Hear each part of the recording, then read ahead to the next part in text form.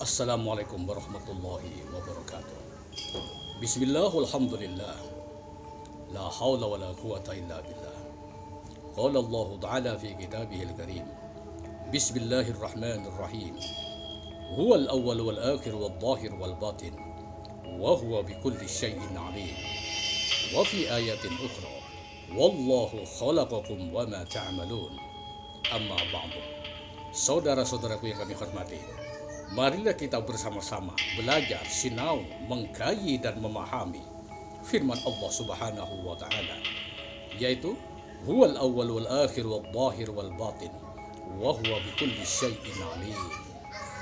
Dialah zat yang tiada permulaan dan akhiran, dan dialah zat yang nyata dan rahasia, dan dia mengetahui atas segala sesuatu. Saudara-saudaraku yang kami hormati, adapun zat yang punya sifat-sifat kesempurnaan, itulah Tuhan Allah namanya. Dan Tuhan Allah ada yang nyata dan ada yang rahasia. Allah yang nyata, yaitu semua makhluk ciptaannya Allah yang maha rahasia. Sebab semua makhluk ciptaannya adalah zat dan sifat Allah yang nyata dalam rahasia. Akan tetapi Allah bukanlah zat dan sifat.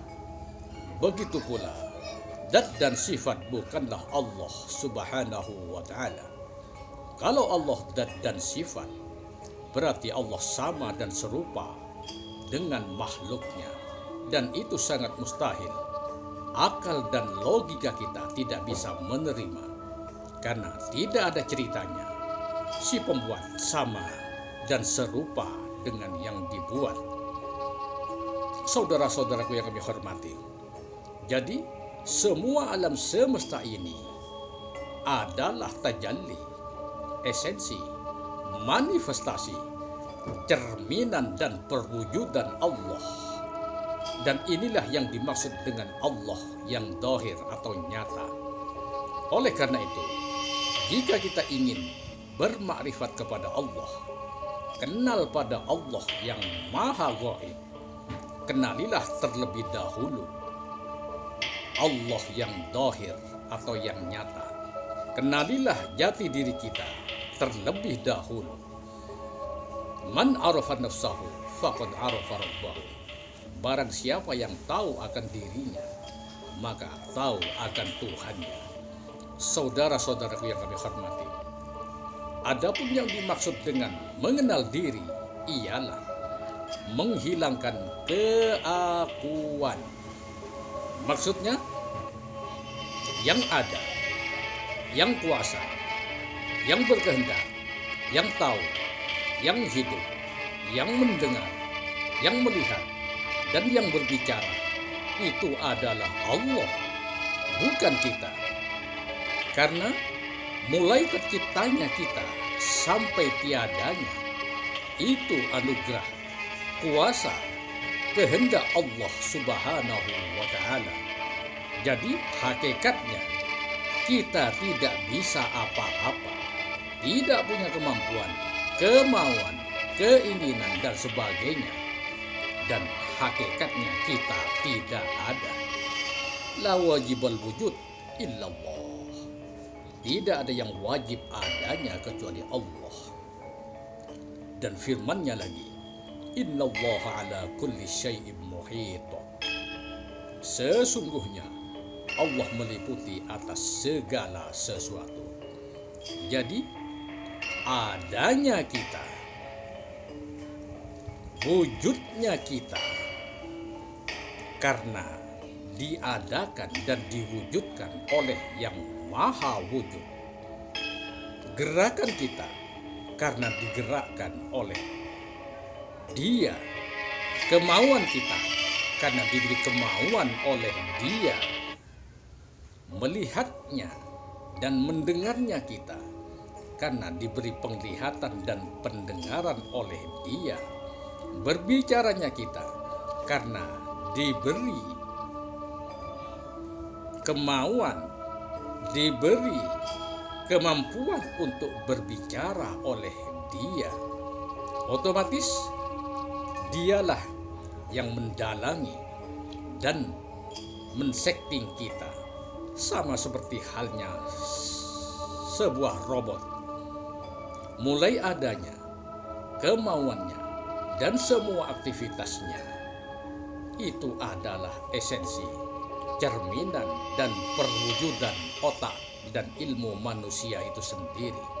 Seperti juga yang telah difirmankan oleh Allah Subhanahu wa ta'ala, wallahu khalaqakum wa ma ta'malun, dan Allah telah menciptakan kalian dan apa-apa yang kalian perbuat. Begitulah menurut tafsir ulama tauhid Ahlus Sunnah wal Jamaah. Saudara-saudaraku yang kami hormati, adapun yang dimaksud dengan Allah yang gaib, Allah yang rahasia, ialah dia bukan zat, dia bukan sifat, dia bukan nama, dia bukan kelakuan, dia bukan huruf, dia bukan kalimat, dia bukan lafaz, dia bukan suara, dia bukan ini, dia bukan itu, dia bukan begini, dan dia bukan begitu.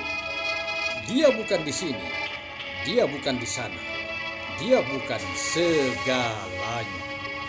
Dia tidak bisa diumpamakan, tidak bisa dimisalkan, tidak bisa diangan-angankan, tidak bisa diucapkan, tidak bisa disebutkan, akan tetapi dia bisa dirasakan dengan menghilangkan keakuan diri. Maksud daripada menghilangkan keakuan diri, yaitu yang ada, yang bisa, yang berkemauan, yang tahu, yang hidup, yang mendengar, yang melihat, yang berbicara adalah dia, bukan kita, dan bukan segalanya. Saudara-saudaraku yang kami hormati, ini hanyalah kajian dan pemahaman ulama-ulama tauhid tentang ilmu kalam, ilmu tauhid, ilmu akidah, atau ilmu sifat wajib 20 bagi Allah Subhanahu wa ta'ala. Dan sesudah kita memahami, bukan berarti kita sudah menjadi pelaku-pelaku tauhid. Karena menjadi pelaku-pelaku tauhid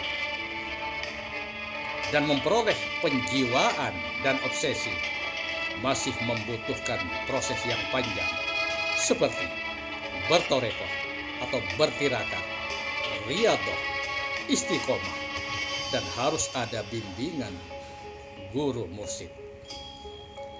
Kurang lebihnya, wallahu a'lam bishawab, wal afu minkum. Assalamualaikum warahmatullahi wabarakatuh.